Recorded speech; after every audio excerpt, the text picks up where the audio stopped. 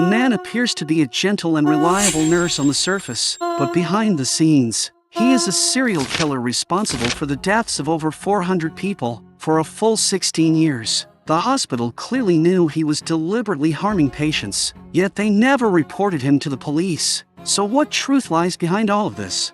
Hello everyone. Today we're talking about a chilling crime film, The Good Nurse. This film closely recreates a real case that shocked the entire United States in 2003. And the cast features Oscar regulars Eddie Redmayne and Jessica Chastain. With a strong script and outstanding actors, it's easy to tell that the quality of this film is guaranteed. The story begins at Parkfield Memorial Hospital in New Jersey. The female lead Amy drags her exhausted body as she moves between patient rooms. She is not only an experienced nurse, but also a single mother of 2 daughters. The intense night shifts and the weight of daily life have already pushed her body to the limit. While making a bed, Amy suddenly feels a strong palpitation, and then her whole body begins to tremble uncontrollably. She quickly hides behind a nearby curtain, and only after a long while do her symptoms slowly subside. Early the next morning, Amy goes to another hospital to see a doctor, and she immediately receives her diagnosis. The doctor tells her that she has dilated cardiomyopathy, and her heart function is already severely impaired.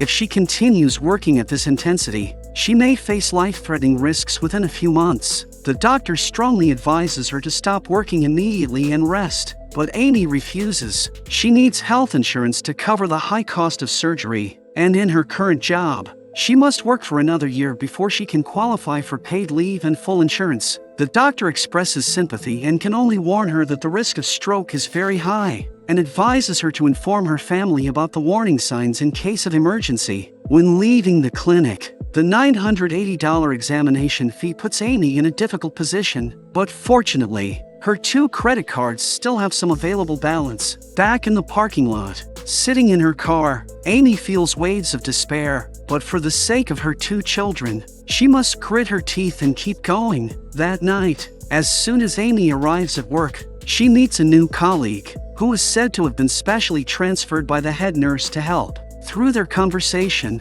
she learns that the man's name is Charles Cullen, and he appears both friendly and gentle. After a brief introduction, Amy warmly shows him around the environment. The hospital uses the Pyxis medication dispensing system, which is an automated cabinet that requires a nurse's ID and password to access medication. During their conversation, she learns that Charles has worked at 9 hospitals before, and he has very extensive experience. By coincidence, he had also worked with one of Amy's friends at his previous hospital. Charles speaks highly of that colleague, and even jokes about the nickname they used to call him. His humorous way of speaking leaves Amy with a very good impression, and she has no idea how frightening this man will become in the future. After a busy stretch, Charles plans to go to the cafeteria for a meal, but is told that it is already closed. Seeing this, Amy takes out a salad made by her daughter and invites him to share it. The 2 sit at the nurse station, eating while talking about their families. Amy has 2 daughters, and Charles also has 2 daughters of a similar age. However, because his ex-wife moved away, he has not been able to spend much time with his children.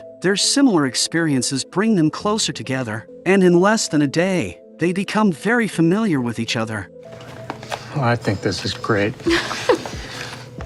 Okay. Feel Peas, something? yep, Stephen. I have about 1 minute before he pees. I got it. Sure, thanks. In the days that follow, Charles becomes Amy's important partner, but what feels unsettling is that since Charles joined, the number of patients in the ICU who pass away suddenly begins to increase. One night during a normal shift, Amy's heart condition flares up again, and she can only retreat to a storage room to rest in pain for a short time. Charles notices this and quickly asks what is going on. Out of trust, Amy tells him about her illness, and in order not to lose her job, she must hold on for another 4 months to obtain her insurance. After hearing this, Charles makes a serious promise, saying that he will help Amy get through this difficult period and stay by her side the whole time. Charles's words feel like a beam of light. He not only brightens Amy's dark life, but also helps her regain hope for the future. As their relationship grows closer, Charles often visits Amy's home and helps take care of her 2 daughters. Perhaps because they have long lacked a father figure, the two children also enjoy playing with Charles very much. In Amy's heart, this man has already become a trusted close friend. On this day, as soon as Amy and Charles start their shift, they hear bad news from a colleague. The patient Anna, whom they had previously cared for, has suddenly passed away during the day shift. When they walk into the room, the patient's body is left on the bed, unattended. Faced with such a situation, Amy cannot help but complain that this hospital lacks humanity. This remark reminds Charles of his childhood. He says that his mother also passed away in a hospital back then, but when he and his family arrived, the hospital had actually misplaced the body. Although they eventually found his mother after searching, this incident becomes a shadow that he can never escape from. Amy expresses sympathy after hearing this, and guesses that Charles becoming a nurse may be related to this experience. 2 months later, Parkfield Memorial Hospital suddenly reports a case, saying that a suspicious death has been found in the medical records, and the deceased is Anna, who had been under Amy's care. The officer in charge of the case is Danny and his partner,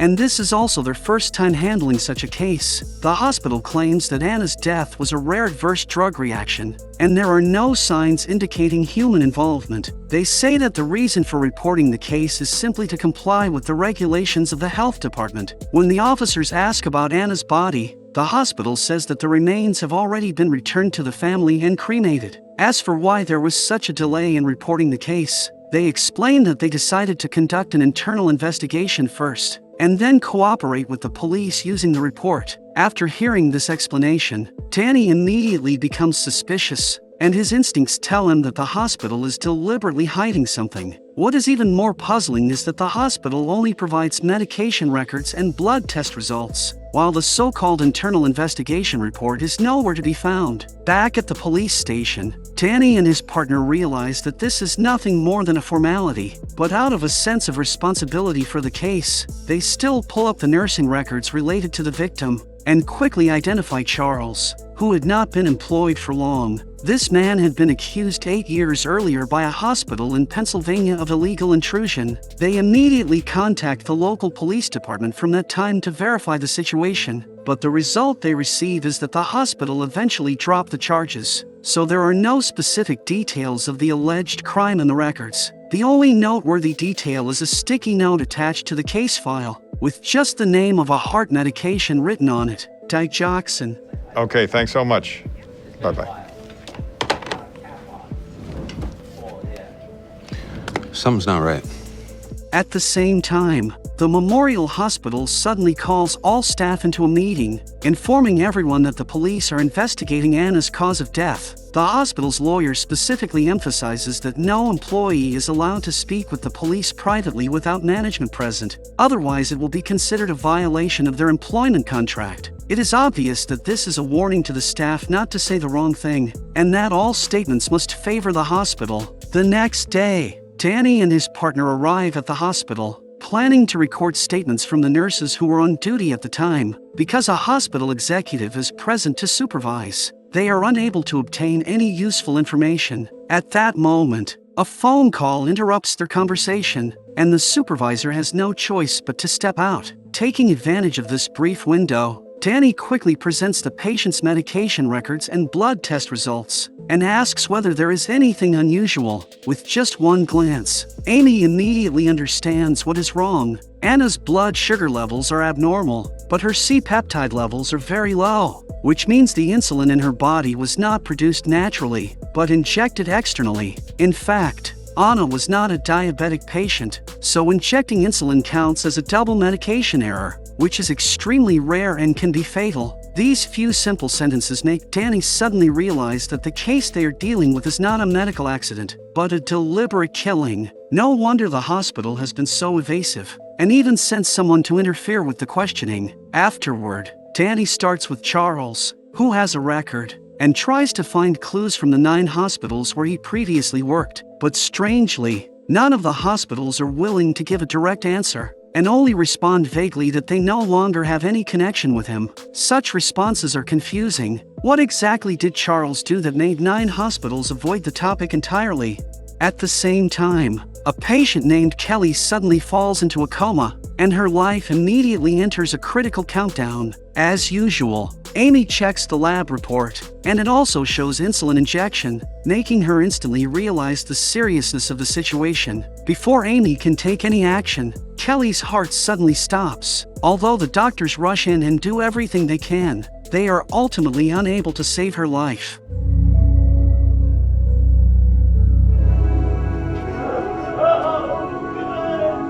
That night, Danny and his partner come to Amy's home and explain the current status of the investigation. Charles has worked at 9 different hospitals, yet not a single one is willing to share information about him. This unusual silence makes him increasingly suspicious. The police hope Amy can help them, and they want to know whether Charles has shown any unusual behavior recently. Amy refuses on the spot, although she says she has nothing to do with Charles. A storm has already begun to rise in her heart. The next day, Amy meets with a friend who once worked with Charles. After a brief exchange, the friend reveals rumors from Charles's time at their hospital. Their hospital once announced a mysterious patient death, and the investigation found that someone had injected digoxin into the patient's saline bag. At the time, no one suspected Charles, but while he was working there, critically ill patients were dying almost every day. And after he left, such cases happened at most once a month. It is clear that there must be something wrong with Charles. The friend's words are like a bucket of cold water, extinguishing Amy's last bit of hope about him. She recalls that while working at Parkfield Hospital, emergency calls had also been unusually frequent. Returning to the hospital with suspicion, Amy goes to the medication matching center and hurriedly checks the saline bags that are about to be used. As soon as she checks, she immediately discovers that someone has tampered with them. Shocked and heartbroken, Amy cannot understand how the seemingly kind Charles could actually be capable of such actions. Without any hesitation, Amy immediately reports the situation to the police and explains Charles's method in detail. If her assumption is correct, Charles would inject insulin or digoxin into saline bags in advance. Because these drugs act slowly, it often takes several hours or even a day to take effect, allowing the act to remain hidden. Amy also says that she can access Charles's medication records in the Pyxis system, which would reveal the truth behind Anna's death. But there is an even bigger problem ahead. Anna has already been cremated, and without a body, there can be no autopsy. So medication records alone are not enough to convict him. Then they suddenly think of Kelly, who has just passed away, and perhaps her family would be willing to help. With Amy acting as the bridge, Kelly's husband agrees to the request and consents to have his wife's body examined for an autopsy. Soon after, the police obtain the autopsy report, and Amy also prints out Charles's medication records. The autopsy confirms that Kelly died from a combination of insulin and digoxin toxicity, and the Pyxis report shows that on the day before Kelly's death, Charles had indeed withdrawn insulin and digoxin. Even more puzzling is that the report shows canceled rather than retrieved, which means Charles did not actually take the medication. At most, he only opened the drug interface. Amy immediately explains that this is a loophole in the Pyxis system. If you wait a few seconds before canceling the order, the medication drawer will still open, but the record will only show it as canceled. Charles is using this loophole to cover up his actions. Although Amy can testify, this report cannot serve as direct evidence in court, nor can it prove Charles is guilty. Amy firmly believes that the hospital must have understood this report as well, yet they chose to remain silent. And the digoxin, I mean, it's really, it just screams wrong. Maybe Parkfield just didn't understand. Come on, guys. Linda Guerin used to be a nurse. She understood. Just as the investigation reaches a dead end, the hospital suddenly fires Charles, citing an incorrect date on his job application. It is obvious that the hospital is trying to shift responsibility. They want to get rid of this problem as quickly as possible. After learning this, the police become extremely anxious. Charles has already committed crimes in 9 hospitals, and each time the hospitals covered up the truth in the same way. If he slips away again this time, he will soon move on to another hospital and continue harming people. That night, Amy returns home from work and is shocked to find Charles in her house, happily playing with her 2 daughters. Charles tells her that he has already sent the babysitter away and plans to have dinner with them tonight. Hearing this, Amy forces herself to stay calm and sends her daughters back to their room. Seeing this, Charles complains to Amy, saying that he has not only been fired by the hospital, but his ex-wife also refuses to let him see his children, and he feels abandoned by the whole world. Amy pretends to comfort him,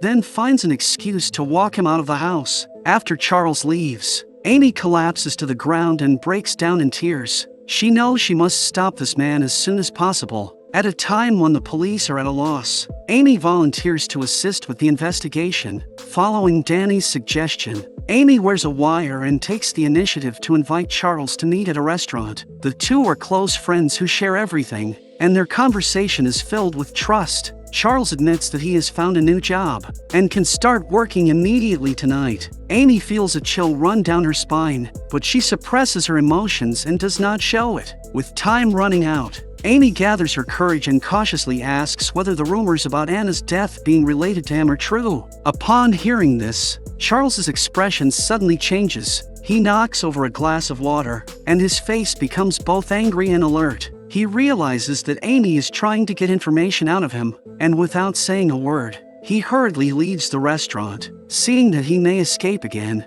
the police decide to intercept him and plan to use an aggressive interrogation to make him talk. However, to everyone's surprise, after being arrested, Charles remains extremely calm, as if he had expected this day to come. In the interrogation room, Charles stays silent the entire time. No matter how Danny and his partner question him, he refuses to answer anything.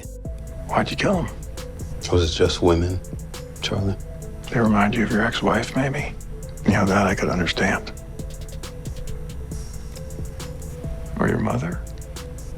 Claiming that no hospital lawyer is present, when the police mention his mother, Charles's emotions begin to shift, but he still keeps saying, "I don't know." Danny states directly that the police have already obtained key evidence and reconstructs Charles's method, first exploiting the system loophole to access medication, then secretly injecting it into saline bags. Because of the sealed nature of the bags, other nurses have no way of noticing. After the patients finish their treatment, they pass away a day later, and the entire process leaves almost no trace, making it seem like a perfect crime. Facing this step-by-step breakdown, Charles becomes extremely unstable. He keeps repeating the same word over and over, as if overwhelmed, and gradually falls into a frenzy. I can't!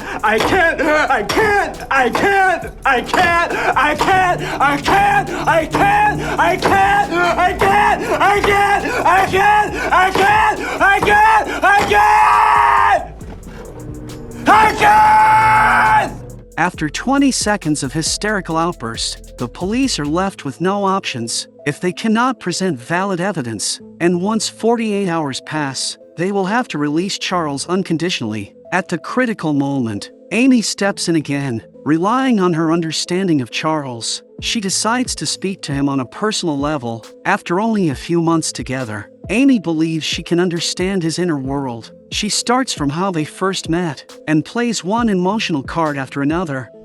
And I'm so sorry that I lied to you and went behind your back. That must make you feel even more alone. And I still need you. What do you need me to do?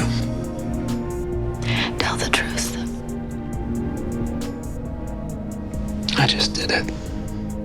A seemingly simple sentence freezes the entire room. No one expects that Charles actually confesses. Amy asks him to name the victims, otherwise the police still cannot secure a conviction. In order to avoid the death penalty, Charles Cullen ultimately admits to 29 murders, while the real number of victims reaches as high as over 400. He is eventually sentenced to 18 life terms, with no possibility of parole until the year 2403. During his 16-year career as a nurse, every hospital he worked at had suspicions about him, but without exception, none of them filed charges, and no patient families sued the hospitals either. As for Charles's motive, he never provides an explanation from beginning to end, and with that, the film comes to an end. The reason the film is titled The Good Nurse may be to highlight a sense of professional ethics. In a system where silence prevails and everyone seeks to protect themselves, professional ethics become an extremely rare quality. Even while burdened with illness and life pressure,